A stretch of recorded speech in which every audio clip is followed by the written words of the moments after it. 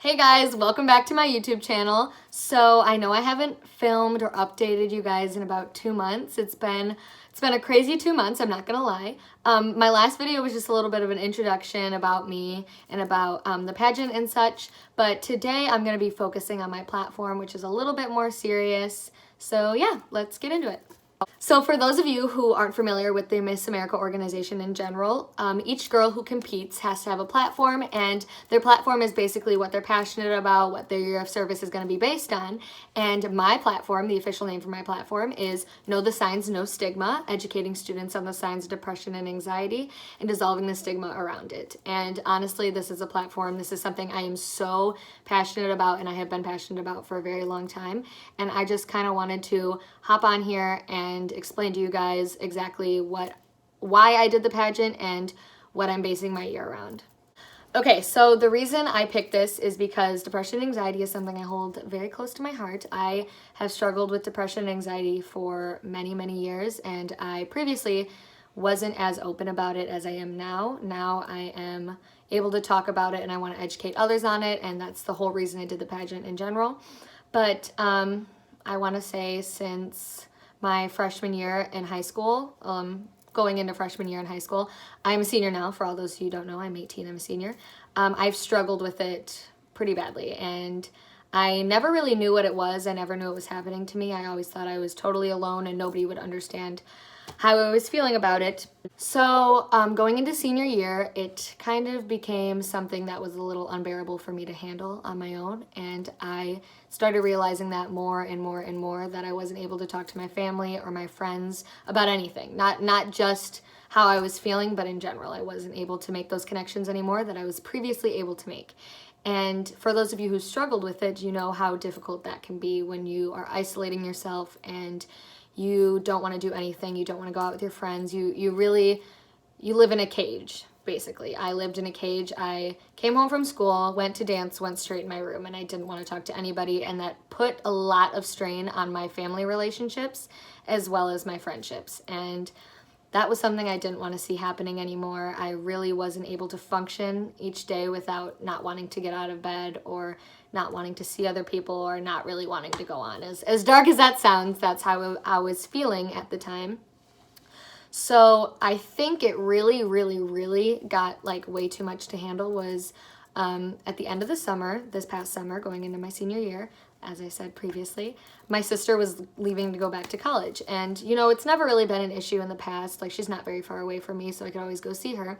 But I realized I was going to be alone again. And my parents are very supportive. They've been there for me through everything, and I know they would be there for me. But the thought of having to be alone by myself, because they do work a lot, they are extremely hardworking people, so I would be alone in my house a lot, and that really terrified me. I didn't know what I would do with myself, how I would be able to handle it. So the night before she left, I had a quite a bit of a breakdown, and it was really scary for my whole family to see, and it's something that honestly they didn't expect from me. They could tell that something was going on. They could definitely tell, but I really don't think they realized how bad it actually was until it all came out. And it all came out at once. I was screaming and hyperventilating, and a horrible, huge panic attack literally came over me. I had flipped a lid and I was unable to flip it back. And I didn't know how to handle it. Again, I didn't know what was happening. So my sister actually was in the shower and she could hear me screaming like my lungs out. She came out of the shower, wet hair, towel and all, and she had to sit with me for like an hour and a half. And once I finally calmed down a little bit, she went back in the shower and my parents said that they wanted to talk to me. So we talked and talked and talked and talked. And honestly, I didn't think that I could feel as good about talking about it as I did. After I talked about it, we were able to kind of find the root of the issue, and we were able to make a plan in order for me to get help. So after that, I started going to a lot of talk therapy sessions. I found a therapist who's literally awesome. If you guys haven't been to a therapist, even for like just stressful problems in general, I highly recommend it. It really helps with everything, at least in my personal experience.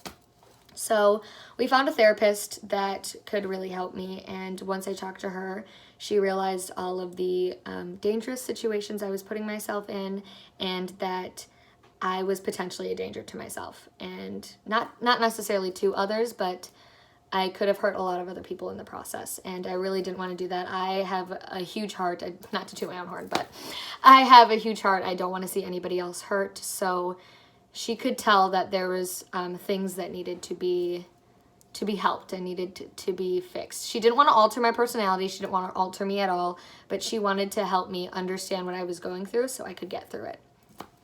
So basically that's why I picked my platform. I have gone through a lot of scary things and a lot of scary thoughts, and I am still working through all of those issues today, and it didn't just magically go away.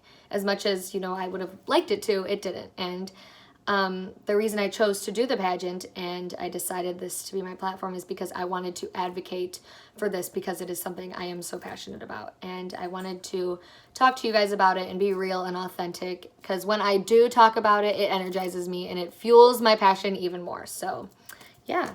So since I won Miss Kenosha, I have been so fortunate to go and talk at schools, middle schools, elementary schools, Girl Scout groups. I've been able to go do things around my town advocating for my platform. And I knew that I was going to be able to make a difference, but these past couple weeks and couple months showed me just how big of a difference I've been able to make. I've been able to make real connections with people, and that's what my platform is all about, and that's what it's based around. I've been able to talk one-on-one with kids about how they're feeling and what's going on in their lives and what they can do to help themselves. And that's something that's so important to me, and it's been a whirlwind.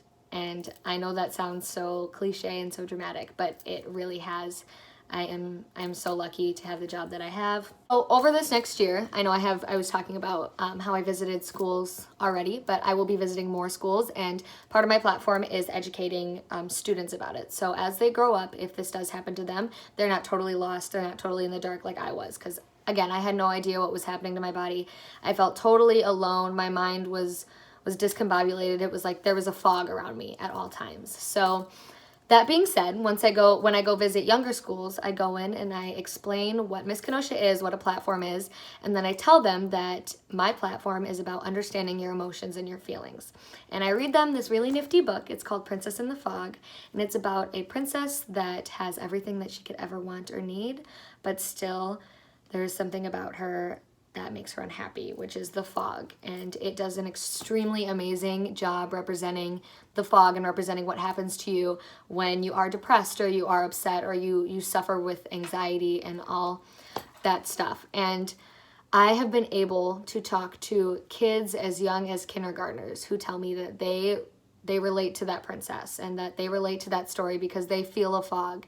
And now that I've talked to them, they feel comfortable going to talk to their parents and to their teachers. And so many teachers and people I've worked with have reached out to me and thanked me for helping their kids prosper and understand their feelings and their emotions. Obviously, with like kindergartners and elementary school, I don't use as big of words like depression, anxiety, and suicide. I try and stray away from them.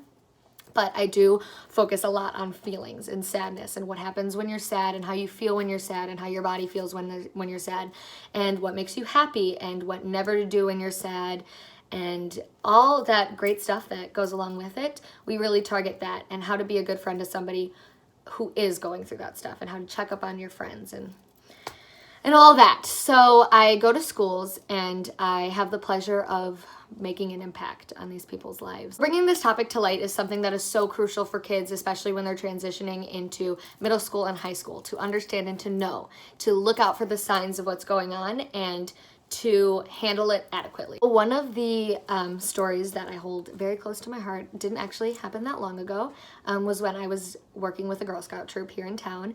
And one of the younger girls, she walked me out after the troop meeting was over. And we talked a little bit. She told me about her feelings and how she really engaged with the presentation and how it meant a lot to her and she related a lot to it.